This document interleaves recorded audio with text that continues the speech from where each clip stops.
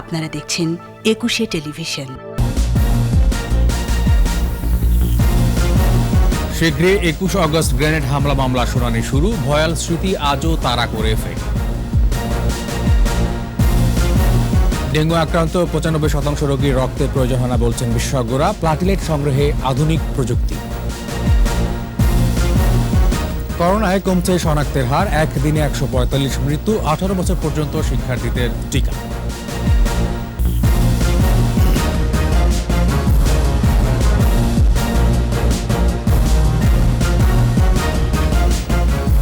শুনছিলেন first security ইসলামী bank থেকে সংবাদ শিরোনাম। আমন্ত্রণ সকাল ৯টার ২১ সংবাদের সাথে আছে আমি তানজির আহমেদ। দর্শক, একুশে টেলিভিশন সংবাদ একই সাথে সরাসরি দেখতে পাবেন আমাদের ফেসবুক পেজ www.facebook.com/2124 অনলাইনে। বিএনপি জামাত জোট সরকার আমলে বঙ্গবন্ধু অ্যাভিনিউতে আওয়ামী লীগ সভাপতি শেখ হাসিনাকে লক্ষ্য করে নারকীয় গ্রেনেড হামলায় আহতদের অনেকেই এখনও স্বাভাবিক জীবনে ফিরতে পারেননি। সেদিনের সেই ভয়াল স্মৃতি আজও তাড়া করে ফেরে তাদের। পৈশাচিক ওই হামলায় নিহত হন ২৪ জন। করোনার কারণে থেমে থাকলেও শিগগিরই উচ্চ আদালতে মামলাটির শুনানি শুরু হবে। বিস্তারিত জানাচ্ছেন দীপু শিকদার। ২০০৪ সালের ২১ আগস্ট আওয়ামী লীগের সন্ত্রাস বিরোধী সমাবেশে নারকীয় গ্রেনেড হামলা।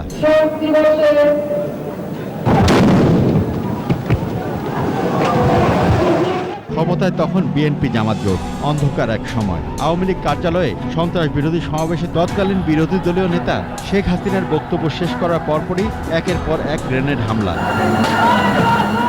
মানব ঢাল তৈরি করে বঙ্গবন্ধু কন্যাকে রক্ষা করেন নেতাকর্মীরা। শেখ হাসিনার গাড়ি লক্ষ্য করে চলতে থাকে গুলি, চারদিকে রক্ত, পড়ে আছে নিথর দেহগুলো। বঙ্গবন্ধু অ্যাভিনিউ যেন মৃত্যুপুরী।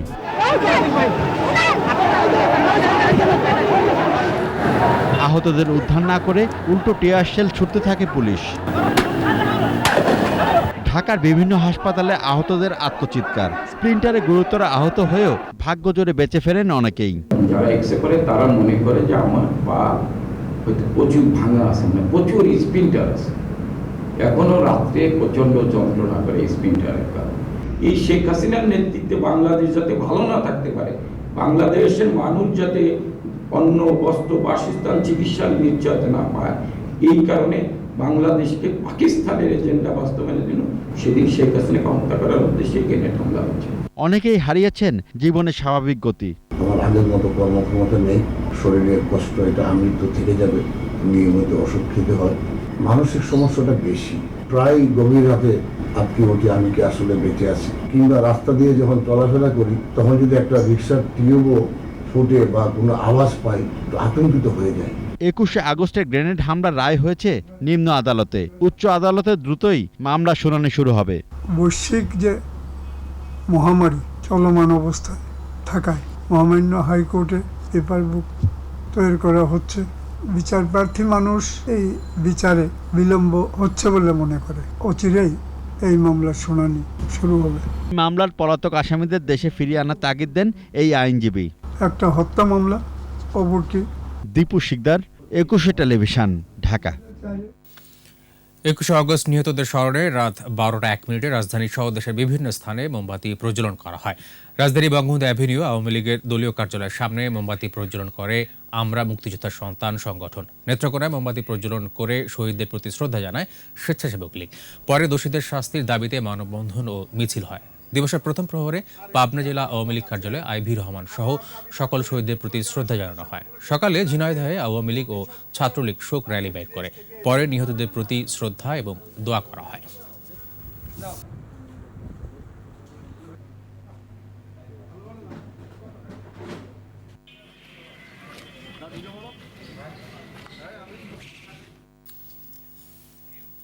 ডেঙ্গু জ্বরে আক্রান্ত হলেই যে রক্তের প্রয়োজন হবে, ধারণাটি ভুল।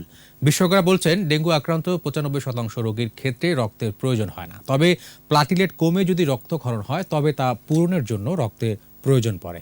মহামারীকালে যে কেউই রক্ত দিতে পারবেন, তবে যারা করোনা ভ্যাকসিন নিচ্ছেন ২৮ দিন পর তাদের রক্ত দিতে বাধা নেই।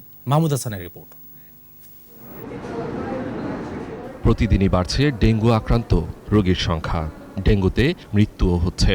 হাসপাতালগুলোতে সাধারণ ডেঙ্গু রোগী এবং আশঙ্কাজনক রোগী ভর্তি হচ্ছেন।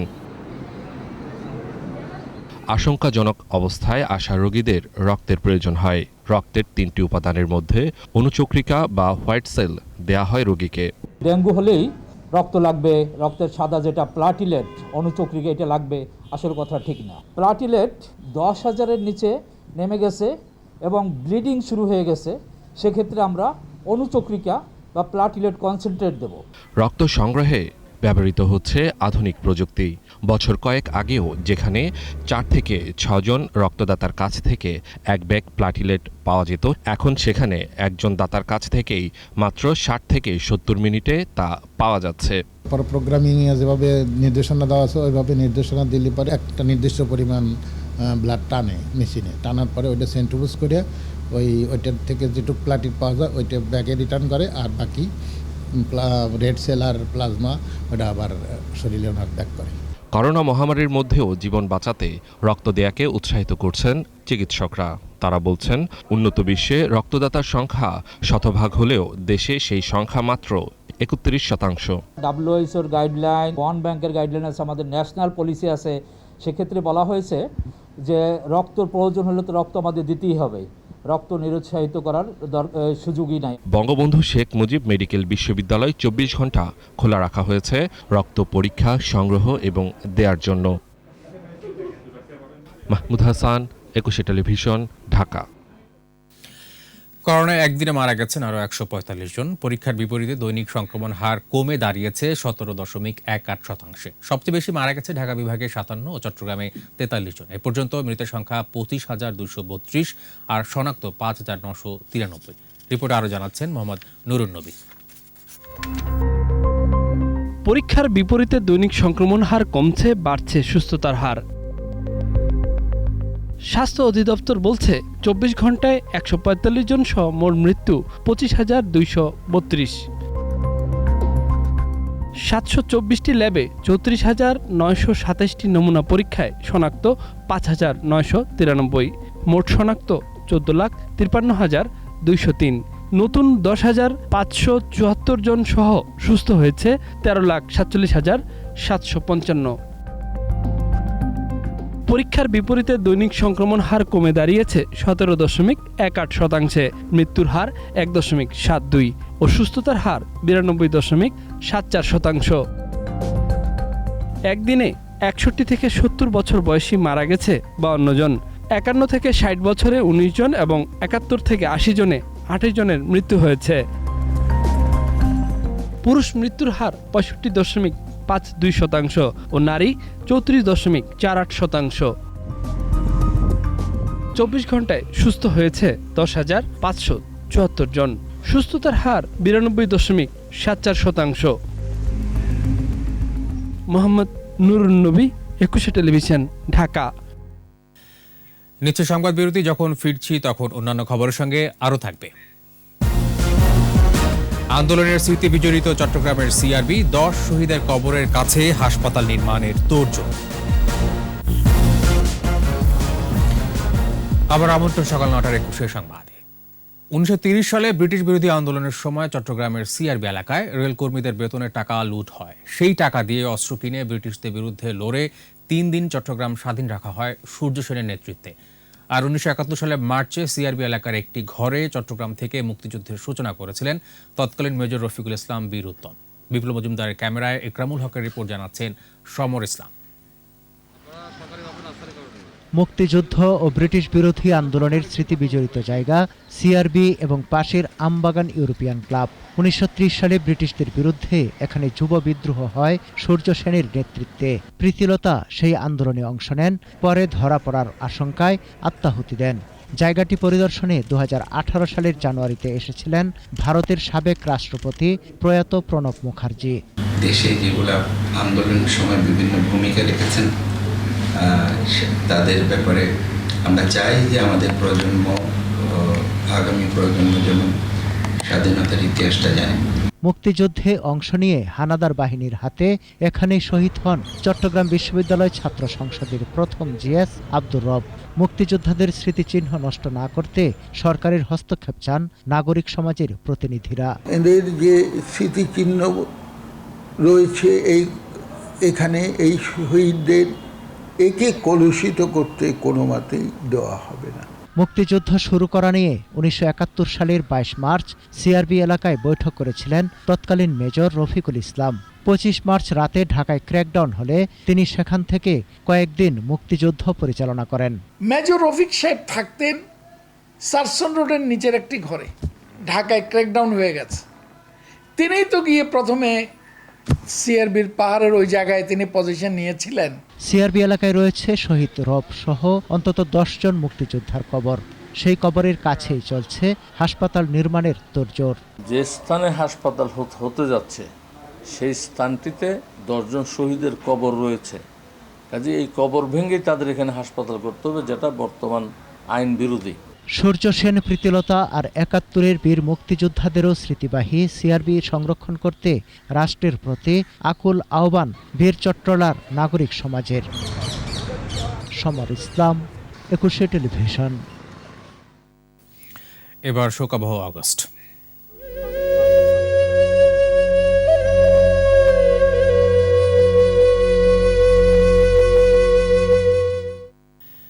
জাতির পিতা বঙ্গবন্ধু শেখ মুজিবুর রহমানকে হত্যার পর দেশে শুধু রাজনৈতিক শূন্যতায় সৃষ্টি হয়নি, অর্থনীতিও ঢেকে গিয়েছিল ঘোর অন্ধকারে। দেশে জনগণের সরকার না থাকায় শাসকদের ছত্রছায়ায় রাষ্ট্রীয় সম্পদ চলে যায় মুষ্টিমেয় লোকের হাতে। পথ হারায় বাংলাদেশের অর্থনীতি। অপমৃত্যু ঘটে বঙ্গবন্ধুর কল্যাণ রাষ্ট্র প্রতিষ্ঠার স্বপ্ন। তৌহিদুর রহমানের রিপোর্ট।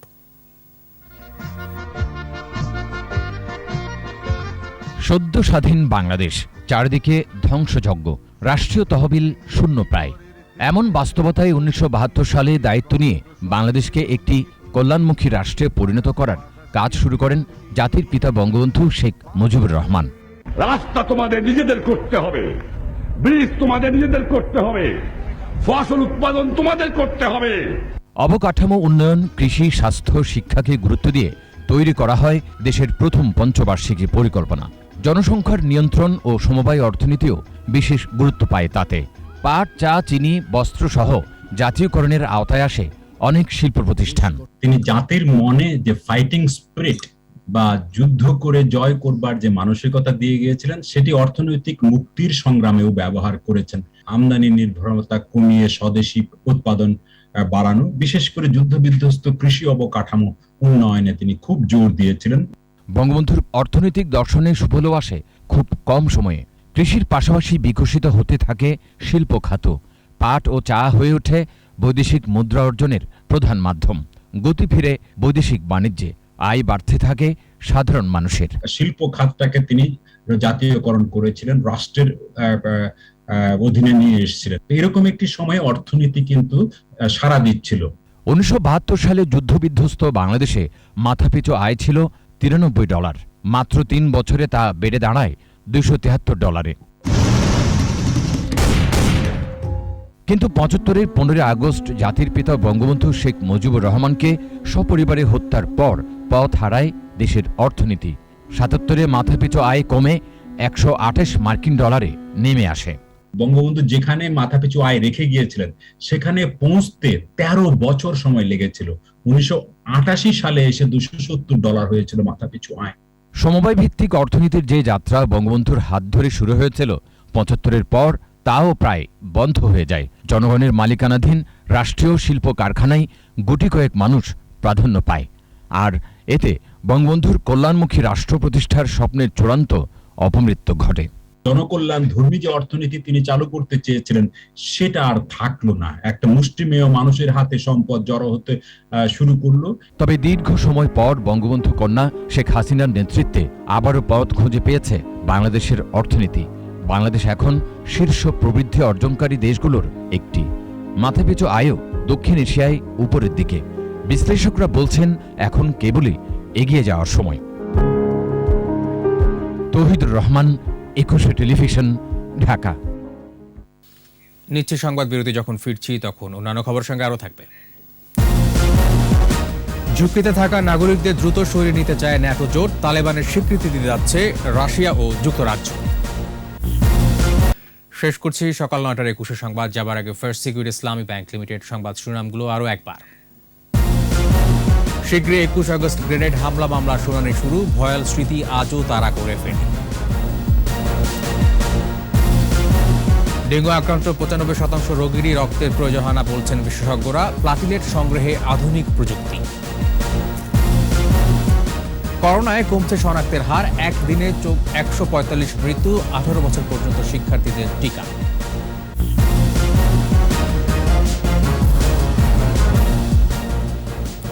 সর্বশেষ খবর জানতে ডায়াল করুন 2021 নম্বরে আর ভিজিট করুন 21tv.com ওয়েবসাইটে। এছাড়া ফেসবুক ভিজিট করতে পারেন facebook.com/2124 অনলাইনে। এতক্ষণ সাথে থাকার জন্য ধন্যবাদ।